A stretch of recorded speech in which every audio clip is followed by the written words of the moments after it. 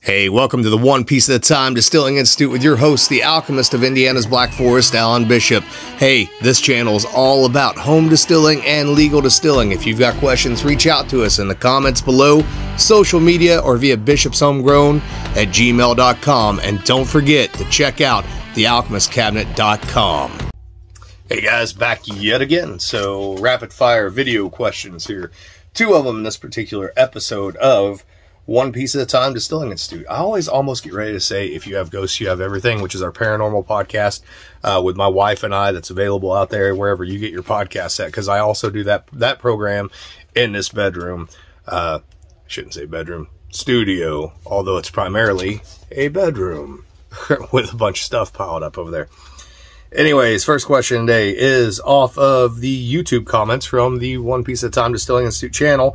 And I did accidentally cut off the rest of the question, but I know where it was headed. So first off, I'd like to say that I really love all the info and content you put out. Now I have a question for you, sir. Have you ever made a peach wine or a peach wash / mash using canned peaches? And if so, how many cans of peaches minimum would I need to? And then it cuts off. But I'm going to presume that you were getting at, let's say, just for fun, 50 gallons. So for those of you who are new to the channel or haven't went through all the old videos, you will find a very early video of a extended cousin of mine by the name of Bill Butler, who I interviewed. Bill was a famous local peach brandy producer on the illicit side of things, and so I've made his recipe many times, as well as my own recipe many times. So on the minimum side, what Bill was doing was, for 50 gallons, was basically a sugar shine. So 1 pound of sugar per gallon. And then he would do anywhere between 6 and 10 1-gallon cans of peaches in heavy syrup. It doesn't sound like a whole lot, but it actually makes pretty decent product. It's a little hot, but that's what you'd expect from sort of a peach moonshine. His methodology was to basically take those canned peaches, throw them in the blender, blend them up, make a puree, throw that into the barrel, throw the sugar on top of it, and hot water on top of it, and mix it back in. I have done it that way many times, and it does do a fairly good job for what it is. It's a Prohibition era style recipe that Bill learned from someone else at one point in time. My preference is, with a 50-gallon batch in particular, I would love to do, you know, essentially 20 cans of peaches to a 50-gallon barrel. But now you are talking, you know, a significant monetary investment of a couple $100+ just to do a 50-gallon barrel of peach brandy. It's much easier if you can find local peach trees to use to do that, in which case I do grow the Fleener peach, which is the old distilling peach of this particular local region, the Black Forest of Southern Indiana.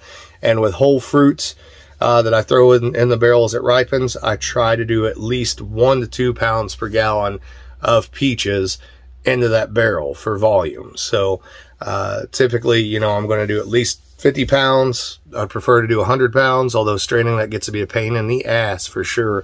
And at some point in time, I'll show you what that style of fermentation looks like. With wine, I would literally do the entirety of the wine with peaches. So if you're going to do 5 gallons, I would fill that bucket with 5-gallon cans of peaches and syrup is what I would do, and then adjust your sugar appropriately for the volume of alcohol that you are chasing in that particular project. So moving on to the next question. So from the Whiskey Shaman, my good buddy who I just had on If You Have Ghosts, You Have Everything. If you guys are familiar with the Whiskey Shaman, he is a moderator for Jesse over at Chasers of the Craft Facebook page, and he had some fantastic paranormal stories to share with us on If You Have Ghosts, You Have Everything. In fact, I believe tonight we're recording him for Distiller's Talk with Christy Atkinson, my other podcast. So, got a question. When running a spirit run with plates and deflag, and it's coming off at 95%, I feel it's more difficult to make cuts because the proof. I always take total volume and divide it into one, and I can't tell what it says. Keep the middle. Am I correct by doing this? Also proof down samples as the run is going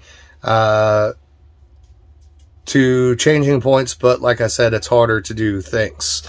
So it is very hard to make a good cut that way off of, you know, compressed alcohol that's been taken to a higher proof and a higher purity.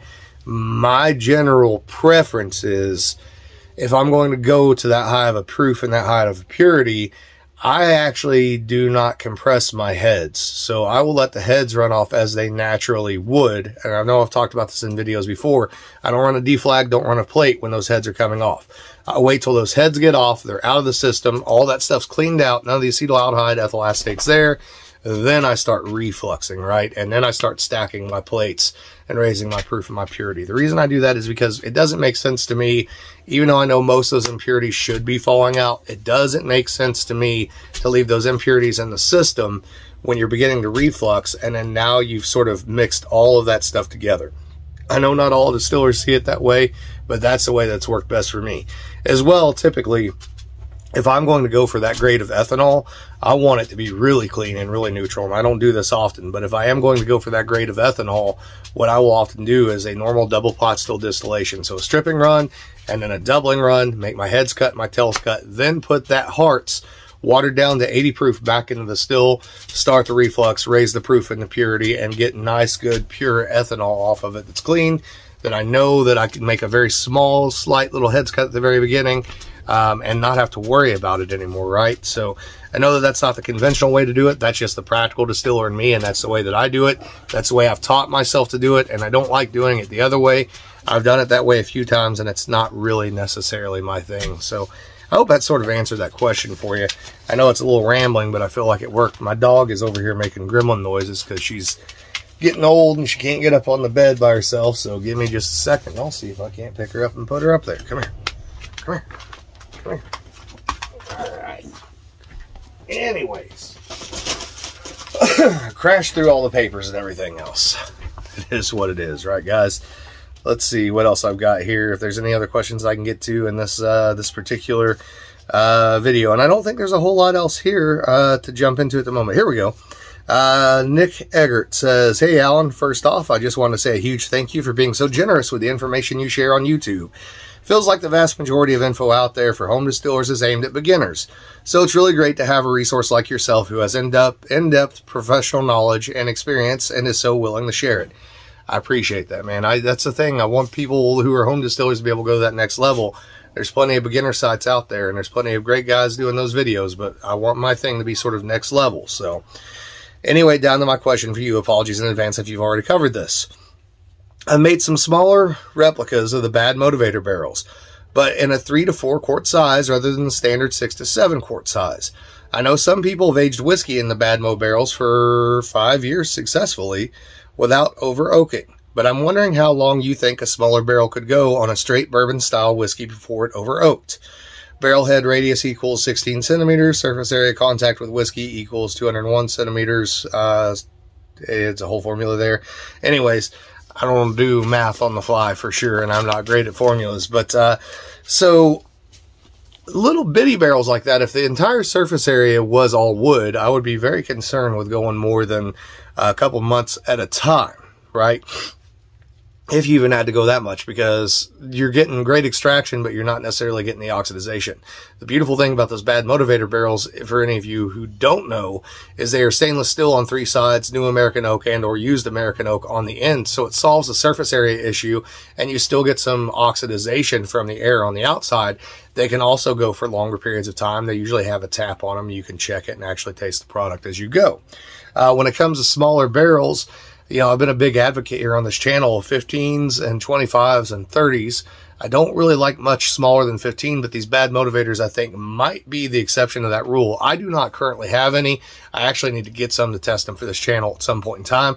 I just haven't made it that far yet. It is on my list, absolutely, to get into those bad motivator barrels, and I've heard good things about them.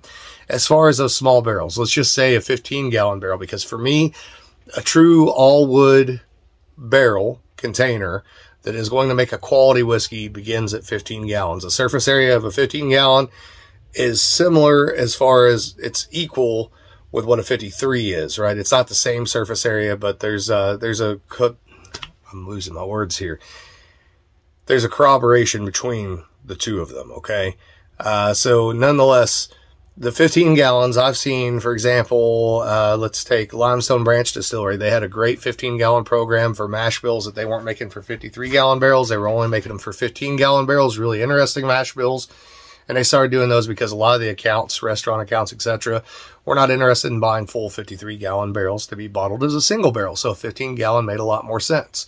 Some of those were going for 2.5, 3 years, sometimes 3.5 years or more. And they were great product. They made fantastic product. For me, the sweet spot with them was 2 to 2.5 years most of the time was what I really liked. So I think on a 15 gallon, pretty easy to get away with 2 to 2.5 years, maybe even 3 years on a 15. I know some guys that are doing, 25s and 30s, and they're taking them 2.5 to 3.5, sometimes even up to 4 years or more. And they taste fantastic where they're at. They don't seem to get over oaked like the smaller, 5 gallons or 1 gallons or anything of that nature do.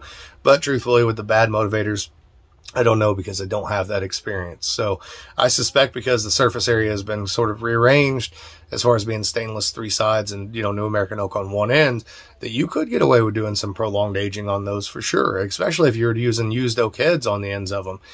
So bear that in mind. But anyways, guys, as always, reach out to me if you have any questions, bishopshomegrown@gmail.com, the YouTube comments below, or any of my social media. If I don't get back to you immediately, it's because sometimes stuff gets lost, or sometimes I even record a video and accidentally delete it. Things happen. Life is busy, right? I got a lot going on all the time, but I'm doing my best to keep up with everything. I love running this channel, and more process stuff in the near future, guys. Love y'all. Later.